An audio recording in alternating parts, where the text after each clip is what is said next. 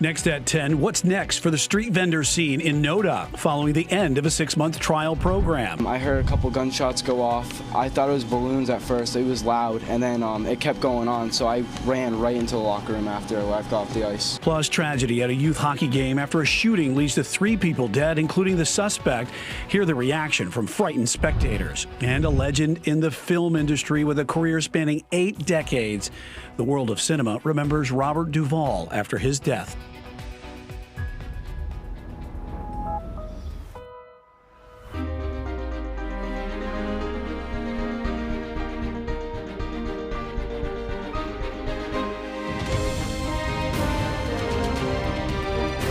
Queen City News starts now. Street vending will not be allowed in NODA, at least for now. City officials say after a 6-month pilot program, it was determined the neighborhood simply didn't have the space for pedestrians and vendors to all safely occupy the area's narrow sidewalks. Thanks for joining us on Queen City News at 10 on this Monday night. I'm Brian Blakely. As Chief Political Correspondent Andy Weber reports, leaders say they're now looking for another arrangement. From an ADA compliance perspective, it was a very difficult and dangerous environment. As of Sunday, street vending is not allowed within Charlotte's NODA neighborhood. Dante Anderson, who represents NODA on City Council, explained the decision was made following a 6-month pilot program that was launched to test out a system for permitting street vendors. Residents were stepping out into traffic. Vendors were having their carts and what they were selling in the public right-of-way. In the short term, Anderson says she and the council want to find a space for vendors and that the city is currently in talks with the Johnston YMCA. As well as any other private property owners who could entertain the vendors to have a market in a safe way outside of the public right-of-way. But in the long term, Anderson says more work needs to be done by the city and her colleagues on council before true street vendors can be allowed in NODA and citywide. That work will likely need to result in changing and or creating new policy. Raleigh and Greensboro and Winston-Salem and Asheville, they all have citywide street vending regulations. Here in the Queen City, it's the inverse. We only have regulations within the congested business district. And city leaders say they do want feedback from residents on the future of street vending in Charlotte. A public input session is set for 6 p.m. on Tuesday night here at the Government Center. Reporting in Uptown, I'm Andy Weber, Queen City News.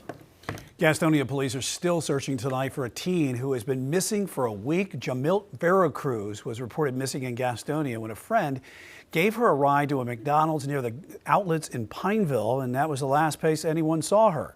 She's 5'1", weighs about 140 pounds, with black hair and brown eyes. Anyone with information where she might be is asked to call Gastonian police or contact 911. Family and friends of a 16-year-old Parker Earl will come out to Crest High School tomorrow to say their final goodbyes. The teen was tragically killed last week after a crash in Cleveland County. The school says there will be a live stream of the funeral service in their auditorium starting at 2:30 for those who can attend.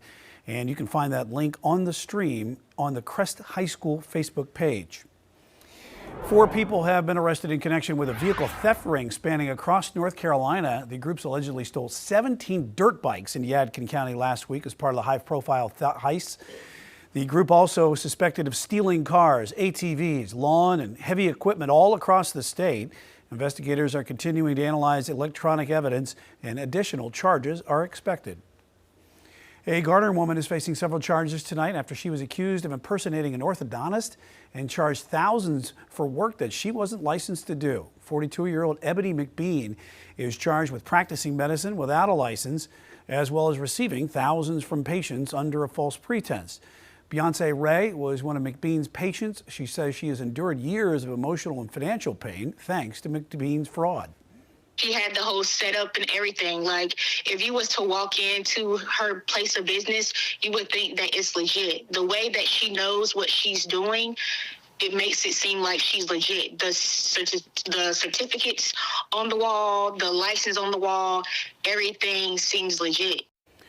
Raleigh police arrested McBean Friday. The arrest warrant claimed that she put a set of braces on 3 different people between November 2023 and July 2024. Governor Josh Stein is looking to make sure that residents have affordable, reliable, and clean energy during growing demand in the state. Duke Energy says total demand across the Carolinas is projected to go up 16% through 2040. Stein's Energy Task Force sent out the first round of recommendations, including using tariffs for large energy consumers like data centers to make sure that they dial back their power during peak demand. Supporting North Carolina workforce, Governor Josh Stein will be in Raleigh tomorrow at the Executive Mansion to announce a new program to assist employees across the state. He'll be joined by the Siemens Foundation tomorrow at 1:30. We'll bring you the outcome of that announcement tomorrow on Queen City News. A glimmer of hope in the search for Nancy Guthrie tonight is banking on a piece of DNA evidence from a glove found 2 miles from her home. Marvin Scott reports on the efforts to crack the case and a new message from the Today Show anchor Savannah Guthrie. Hope for a break in the case is being pinned on a piece of DNA evidence from a glove found just 2 miles from Nancy Guthrie's home. The glove appears to match the one worn by the man whose image was captured on Nancy's doorbell camera. The FBI has received preliminary results from a lab in Florida and is waiting to see if the DNA is a match for anyone in a national database.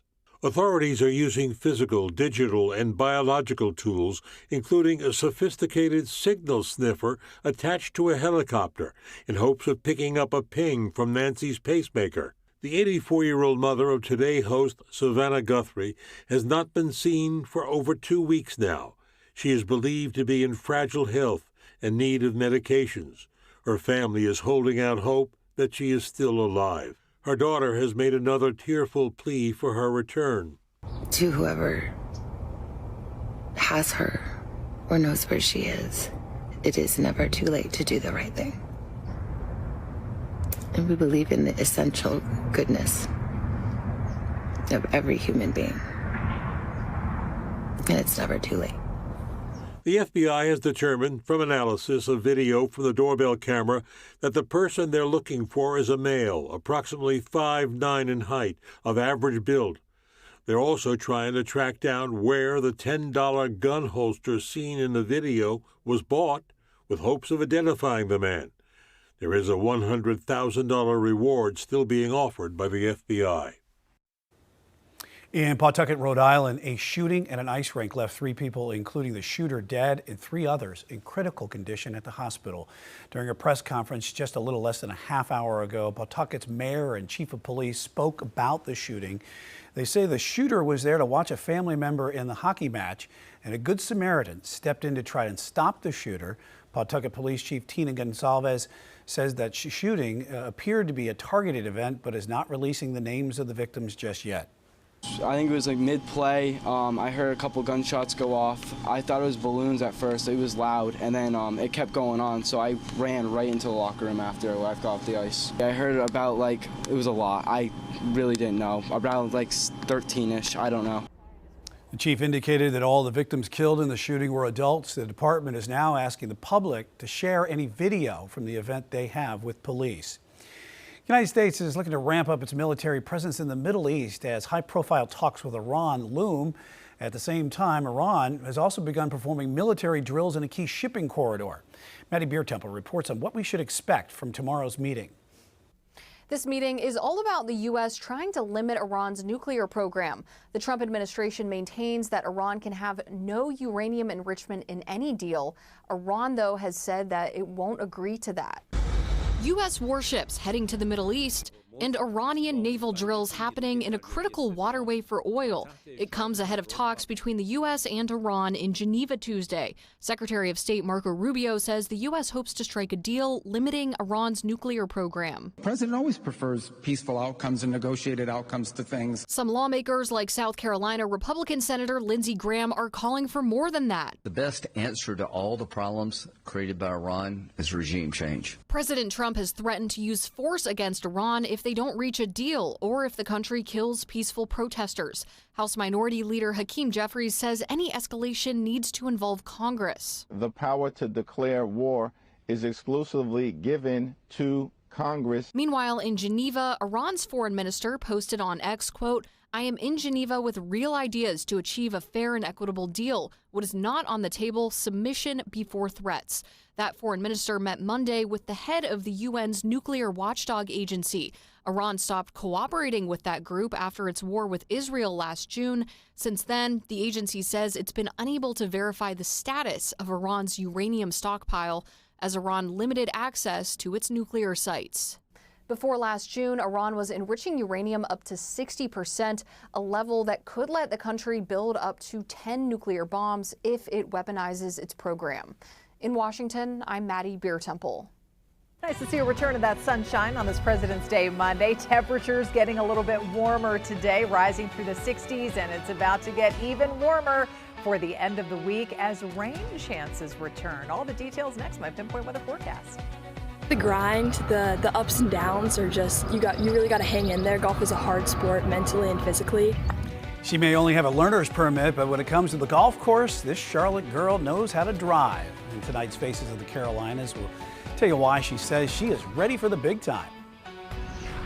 Michael Jordan. We got Michael Jordan tonight on Carolina Sports Live. Never before seen video. His reaction to Tyler Reddick winning the Daytona 500. Michael Jordan, Brian, he's on the show. Michael Jordan and Mike Lissette coming up at 11 o'clock. I love it.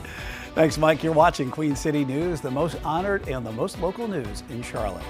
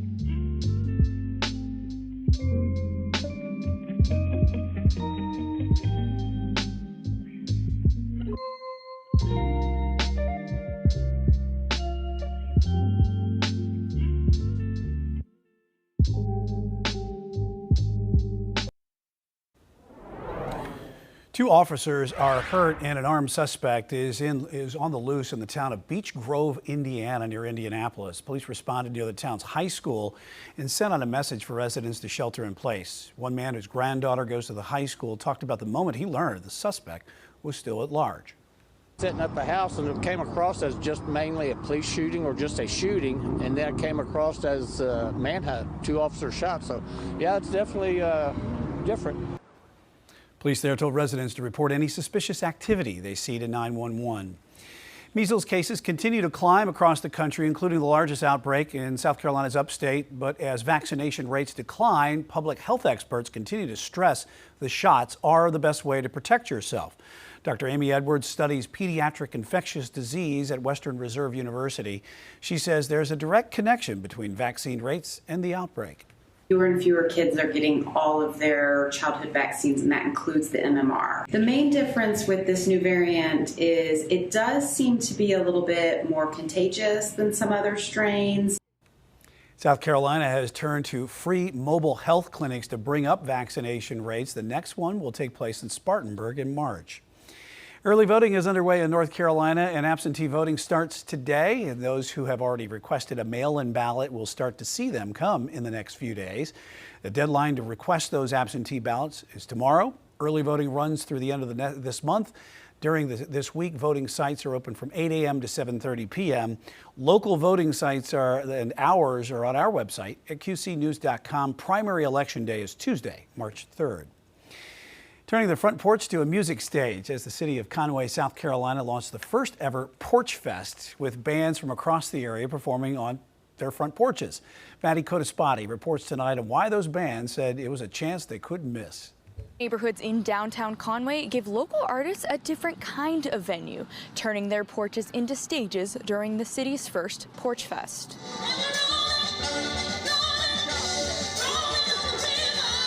Beginning at noon on Sunday, nearly 24 artists and bands set up throughout the neighborhood, filling the streets with music. For local band Sawgrass, this was an opportunity they couldn't resist.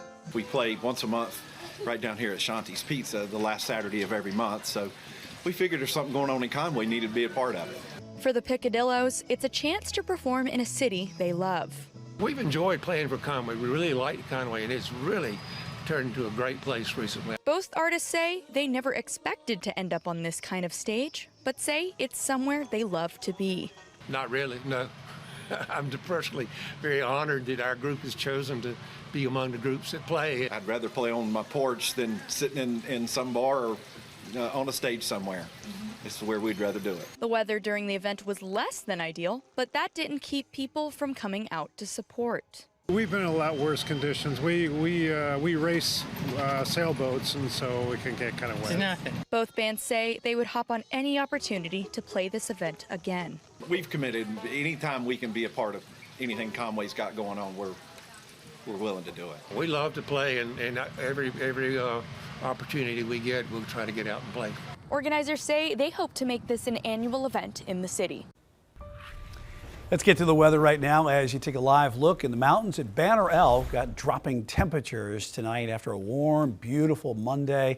Chief Meteorologist Tara Lane joining me right now. And Tara, our warm-up trend, is that going to continue throughout the rest of the week? Sure felt nice today, yeah. Yeah, we are going to have a nice warm stretch here this midweek of February. Back in the 60s, close to 70 the next couple of days, and then we are in the 70s to wrap up the week. And you know what, getting into record territory. So record highs, mid-upper 70s by Thursday and Friday. We'll be awfully close. All right, awfully only close. about a month away from spring, official. I know, exactly. And then we're going to have to start thinking about the pollen situation and more of that will be blossoming along with some of those flowers and the plants out there too. But for now, we've got a cool 50 degrees outside, and looking over downtown Monroe right now, things are nice and quiet and certainly much drier compared to yesterday. That much needed good soaking rain that we were looking at to wrap up the weekend yesterday. In case you're wondering just how much rain we did pick up, you can see some of these estimated radar estimated rainfall totals.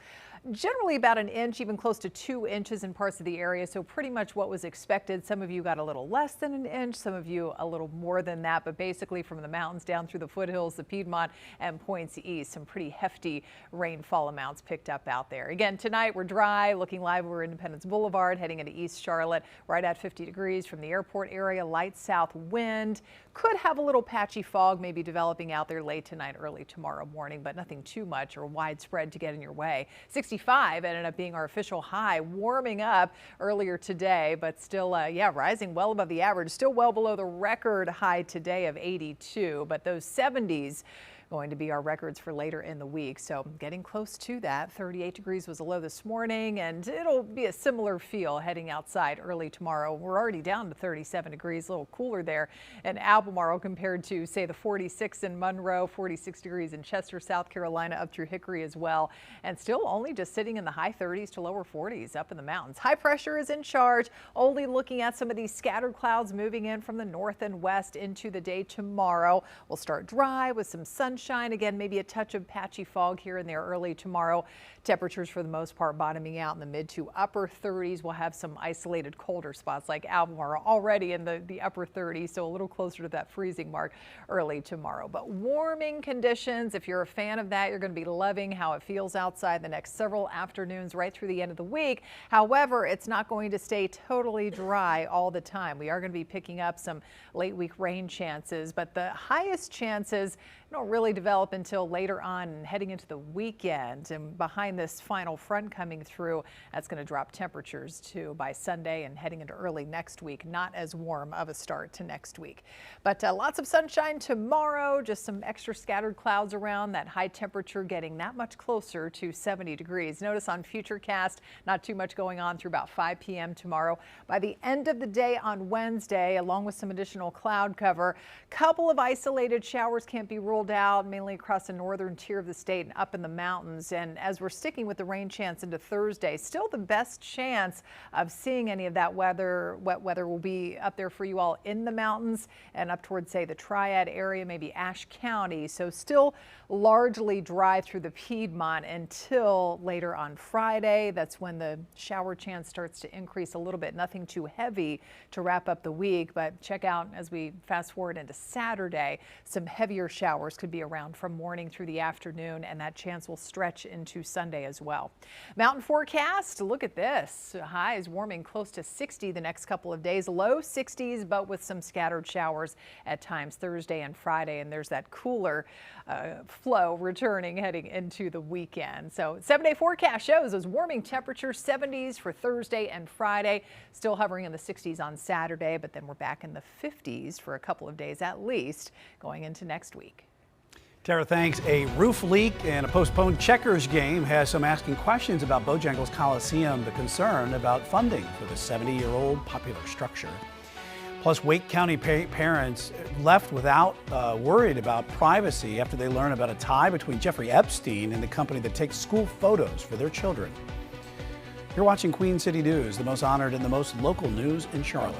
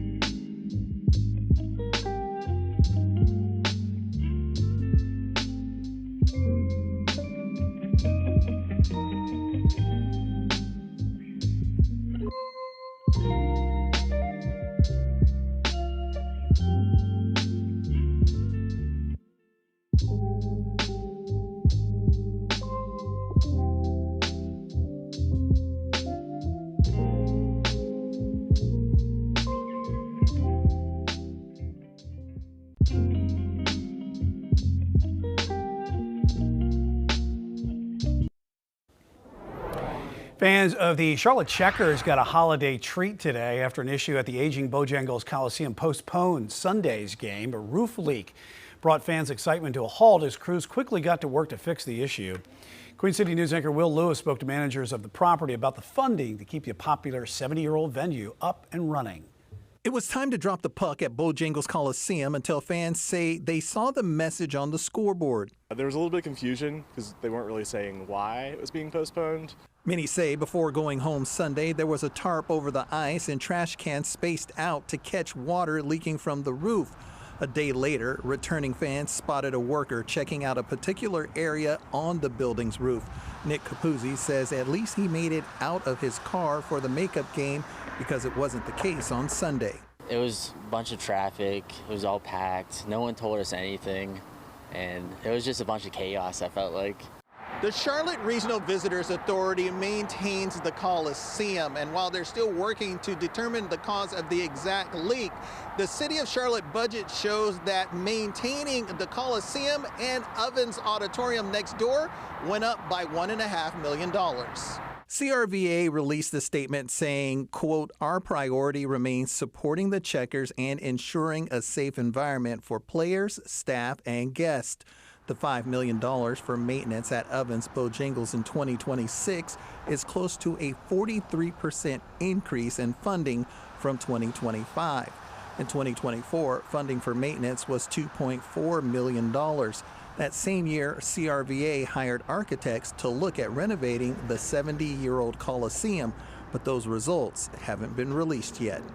Will Lewis, Queen City News. Checkers won the game this afternoon against the Hartford Wolfpack 6-0.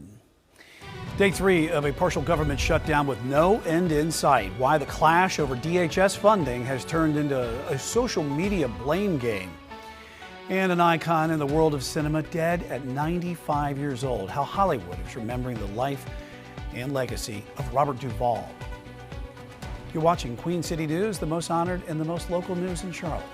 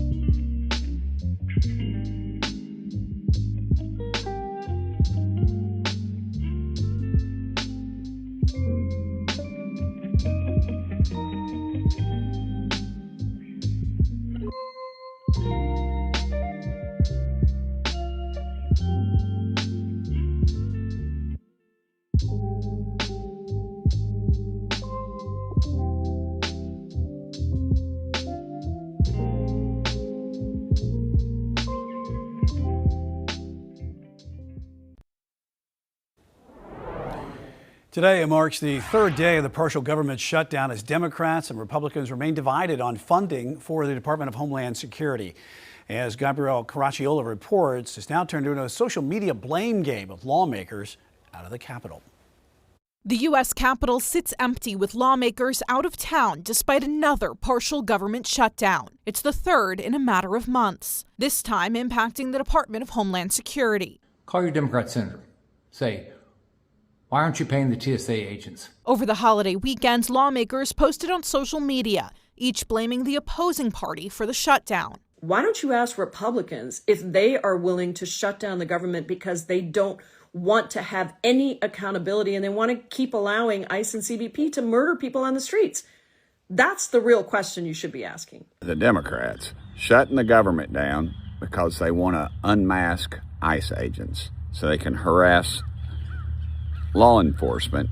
After weeks of debate over reforming immigration and customs enforcement, there's no indication the parties are any closer to a compromise. Among the issues, Democrats are calling for the unmasking of ICE agents, but that's a non-starter for Republicans. Their proposal is not serious. Democrats are never going to get their full wish list. Also on that list, the end of roving patrols and tighter warrant requirements. While the debate centers around Border Patrol and ICE operations, those agencies have extra funding and are not shut down.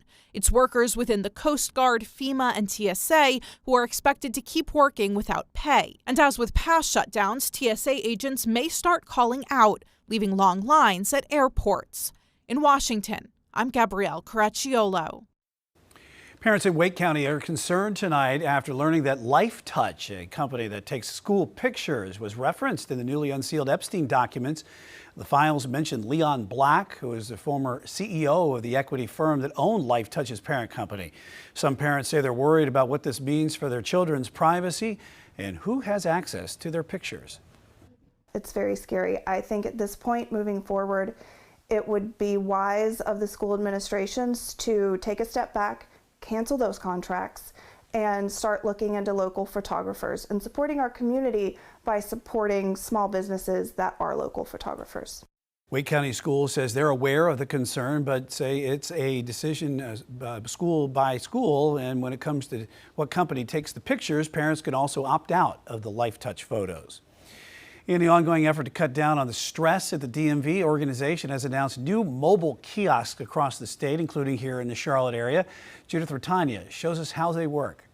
DMV customers arriving at this DMV office on New Bern Avenue can now skip the line and instead walk across the shopping center to the Carly C's, where there's a brand new kiosk there helping to reduce wait times here at the DMV office. In under 5 minutes, DMV customers needing to take care of business can handle that business at this machine.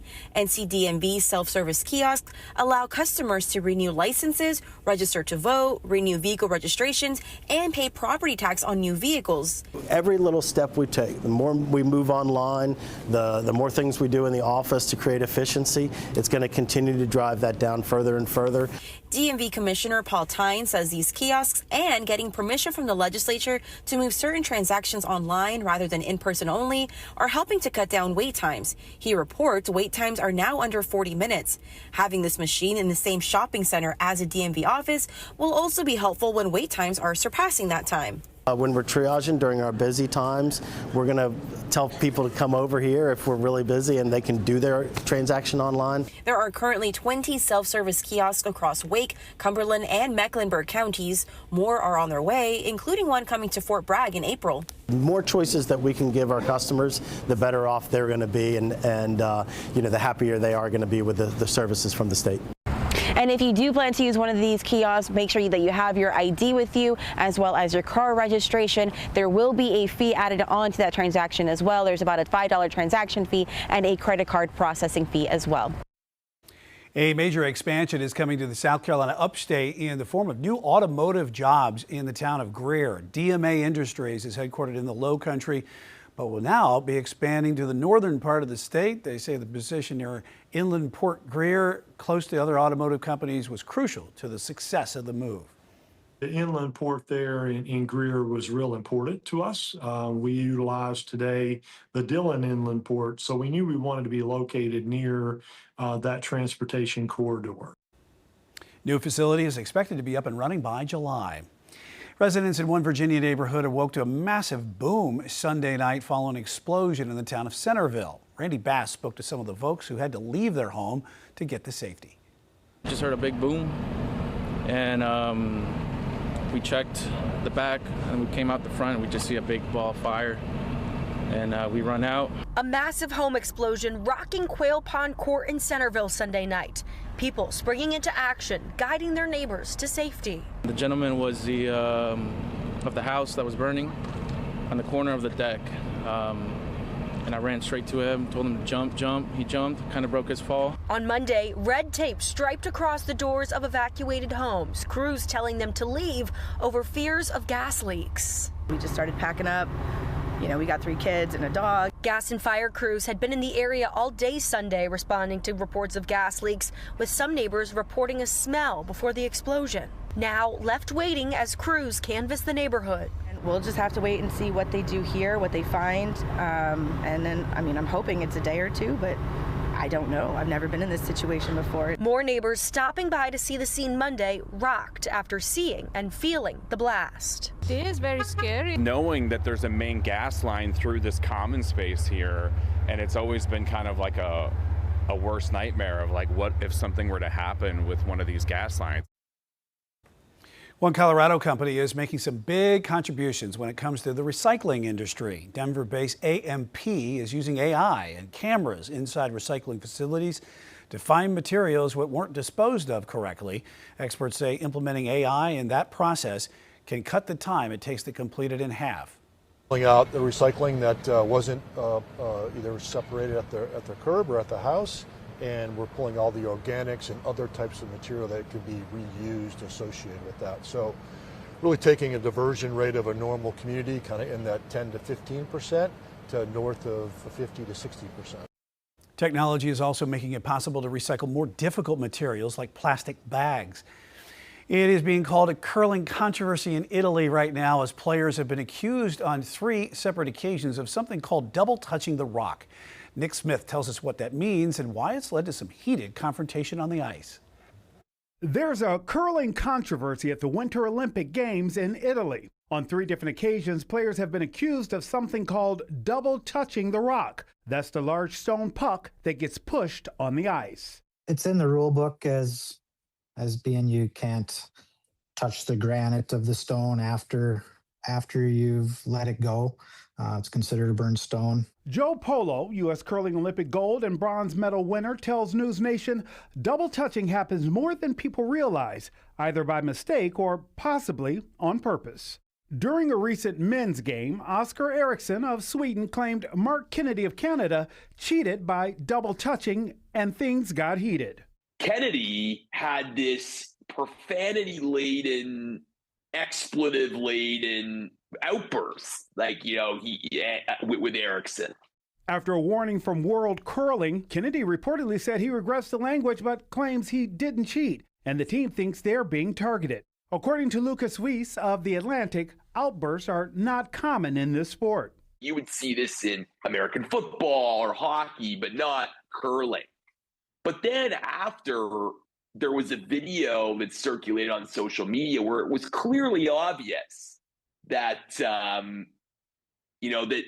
Kennedy did the double touch. I think Team Sweden's known that there's a couple of members of Team Canada this year that do that on their release, and I'm sure they kind of kept it in the back of their head as a little bit of gamesmanship. Curling doesn't have an appeals process or use replay video, but they added extra officials in subsequent matches, which is likely what led to officials calling double touching in the Canada women's match against Switzerland and Great Britain men's game against Germany. As a result, those particular turns didn't count in each team's scores. By Sunday, World Curling decided the umpires who had been added will only be there if a team requests them. A legendary career in film spanning 8 decades, actor Robert Duvall has died at the age of 95. Samantha Cortez reports tonight on his life and the legacy he leaves behind. Besides the whiskey, I think will require a little respect. A master of quiet and commanding intensity, Academy Award winner Robert Duvall spent 8 decades disappearing into his roles. He made a haunting debut as Boo Radley in 1962's To Kill a Mockingbird, before cementing his legacy as the Corleone family's loyal consigliere in The Godfather. You gotta understand that your father has plans for you. Now, many times, he and I have talked about your future. Whether playing a manic colonel in Apocalypse Now, I love the smell of napalm in the morning. a beloved Texas Ranger in Lonesome Dove, or a fiery preacher in The Apostle, which he wrote and directed, critics say Duvall delivered some of cinema's most enduring performances, earning his 7th Oscar nomination in 2015 for The Judge at age 84.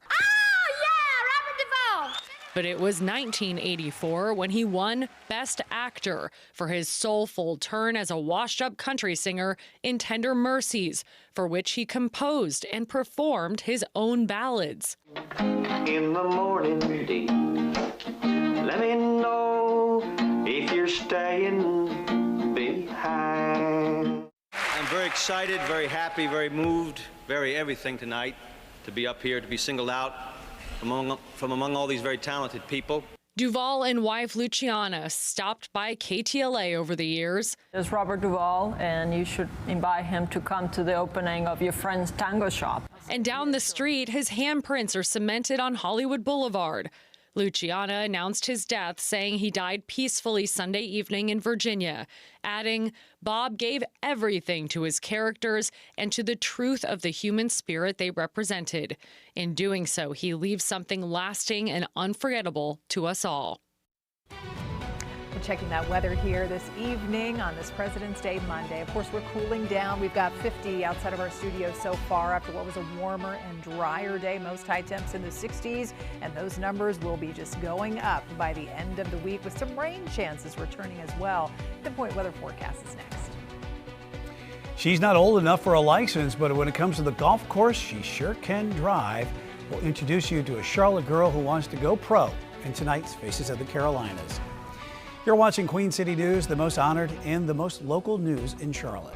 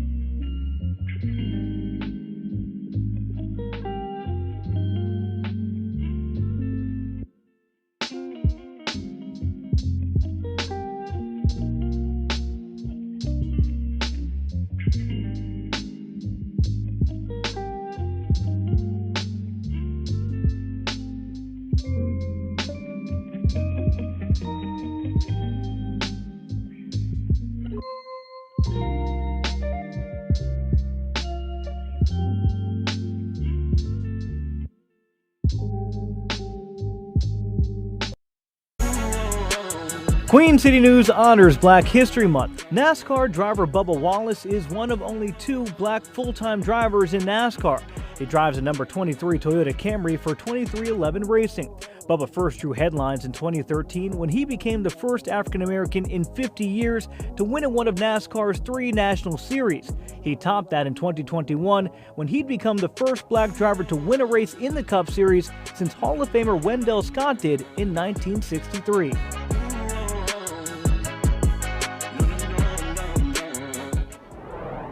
For a Charlotte teen, it is a golf dream years in the making. She advanced to the drive, chip, and putt national finals. The wild card that gives her an edge is the fact that she's played everything but golf. Queen City News storyteller John Lee goes along for the ride in tonight's Faces at the Carolinas.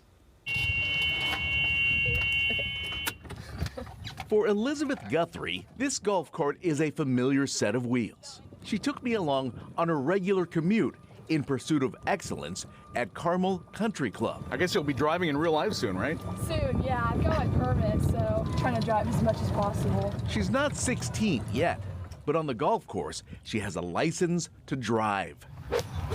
When no one is watching, except us, she puts in the work to make sure she's at the top of her game. I would love to play professional. Elizabeth is one of 80 players across all age groups to advance to the drive, chip, and putt national finals in Augusta, Georgia. The event is held at the home of the Masters. How long have you wanted to do this? My whole life. It's every junior wants to qualify and go to Augusta. It's just so cool. It's such a cool experience. She says there's no room for error in Augusta. That's why perfecting every phase of the game is crucial. You got to hit 3 great chips, 3 great putts, and 3 great drives. So it's super important to be super solid. Now, when she's out on the course, she's going solo, but her background in team sports actually has made her a better golfer. Elizabeth played field hockey for years. In retrospect, that's an edge, she says. Right now I'm on a high school team, so kind of having the sports background with the team is definitely important to be there to support your teammates and lift your teammates up. At Charlotte Catholic High, she led the golf team to a state championship. She's committed to pursuing golf as far as the roller coaster takes her because Elizabeth loves the challenge. Just the grind, the ups and downs are just, you really got to hang in there. Golf is a hard sport mentally and physically. And clearly she has the skills and, of course, the drive. With my game, if I do the best I can do, I could have a shot at winning. In Charlotte, John Lee, Queen City News. The Drive, Chip, and Putt National Finals are Sunday, April 5th on the eve of the Masters Tournament. We wish her the best of luck. To find out more, go to our story at qcnews.com. Let's get back to the weather tonight. It's Monday as we're looking live in Gastonia, where a warm start to the week will get even warmer as we could see some 70s this week. Warming up. I love that. 50 degrees right now, so not too bad. Mild temperatures. Chief Meteorologist Tara Lane joining us right now. We also could see a little bit of rain for the mountains as well. Yes, for a little bit of rain by the end of the week, mainly for the mountains. By the weekend, those rain chances start to creep up for everywhere, down through the Piedmont as well. Sticking with that golf story, too, maybe some pretty good golfing weather. Yeah, Certainly get outside while you can, right? Yeah. Play a little hooky from work. Or... Yeah, if you could do that, or maybe do it in the morning before coming into work. Or like Brian doesn't have to work until a little bit later in the day. But yes, downtown Blowing Rock right now, we are looking at pretty tranquil conditions. We have just a light breeze out there, and of course, much drier compared to what was happening last night. We still had some of that rain that was lingering across the area after just the widespread, heavy at times rain for the majority of the day yesterday. But good, soaking, beneficial rain, and certainly helping just a little bit at least with the widespread severe drought conditions in place. But right now dry, we've got 50 in the Queen City, just a light south wind. Dew points are sitting in the upper 30s. We've got those temps sitting about 37 degrees, a little chillier there in Albemarle compared to the 40s to around 50 in most other spots. 37 up in the mountains at Boone, down through Avery County around 40 degrees, 42 up there in Ashe County around Jefferson. So high pressure keeping things dry, some scattered cloudiness starting to work in here to our western zones and up across the mountains, maybe down toward Asheville. We'll see a few few more of those coming through tomorrow, but not really putting much of a lid on temperatures overall because we are sticking with above normal conditions. Those numbers on the rise, not only here across the Carolinas, but across much of the nation. Really, look at all that orange. So talking about above normal warm conditions coming up for several more days, especially around here. It's going to be a warm week, as we've been talking about. Overall 70s by the end of the week. Tomorrow we get that much closer to 70 after a chilly start in the morning, about 69 degrees. We could have a little bit of patchy morning fog. Otherwise, we'll see just a mix of some extra scattered cloudiness with the sunshine. Southwest wind about 5 to 10 miles per hour. So nothing too much showing up, as you can see on Futurecast. Just the addition of just a little bit of that veil of cloud cover. Clouds thicken up just a little bit more midweek on Wednesday, and toward the end of the evening and going into the night, we could start to pick up on a couple sprinkles, maybe a couple of showers, just on the lighter side up across the mountains, as we said. So the best rain chance up in the higher elevations by Thursday. It starts to creep up a little bit across the Charlotte area and the Piedmont on Friday, and even more with a couple of fronts moving in.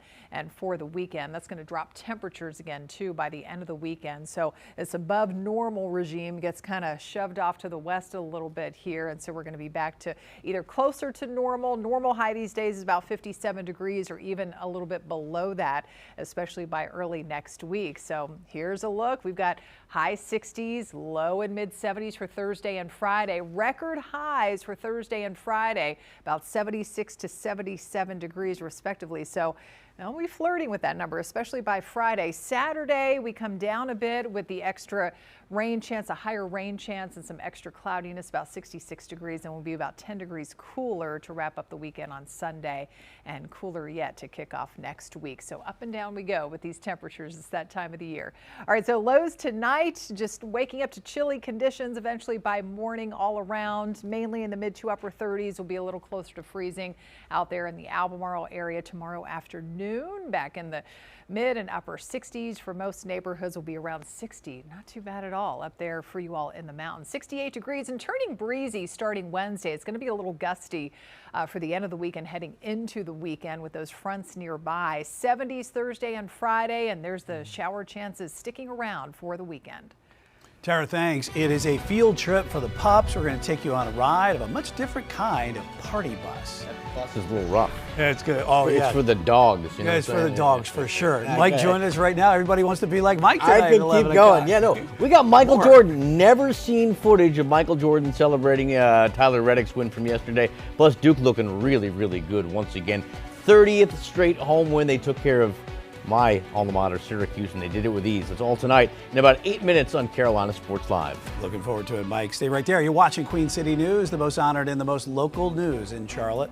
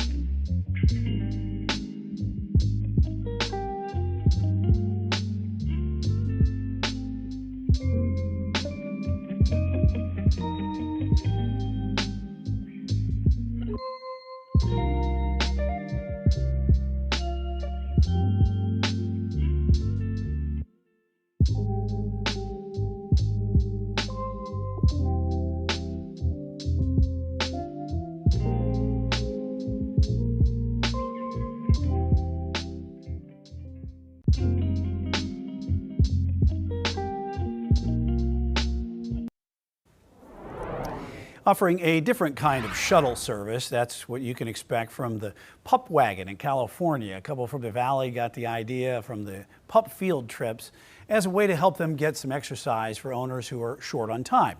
The old school bus turned party bus costs $60 a dog, and the dogs get to go on a 5-hour play date to a field where they have room to run around and have some fun.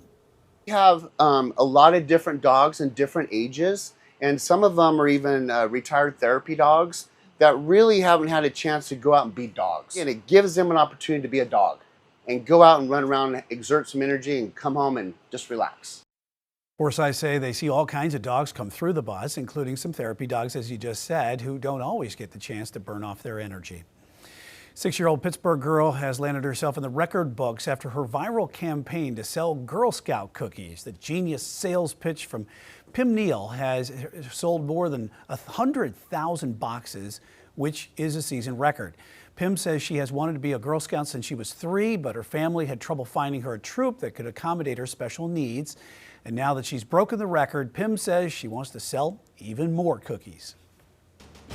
You're watching Queen City News, the most honored and the most local news in Charlotte. We'll be right back with a final check of your pinpoint forecast, followed by Carolina Sports Live.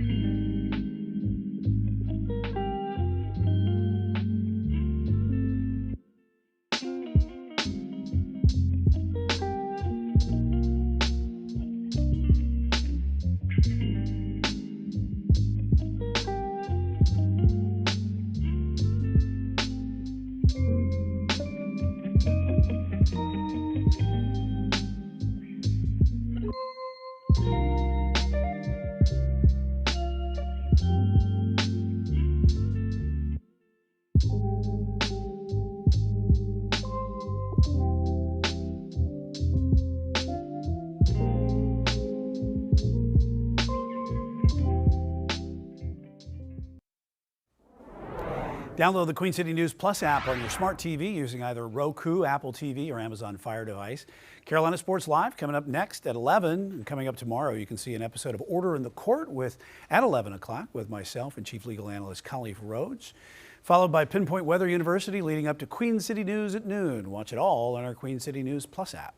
Another pretty nice weather day tomorrow if you like today. Maybe a little more scattered cloud cover, but still lots of sunshine. Temperatures warming up after that chilly start, around 38 degrees in the morning, close to 70 the next couple of days, and we'll be in the 70s to wrap up the week. Low mid 70s there, but the rain chances return, especially for the weekend. We'll have to think about all this week then. The good stuff to take advantage of. Yeah. Tara, thanks, and thanks for watching us tonight on Queen City News at 10. Stay right there. Mike Lissette coming up with CSL.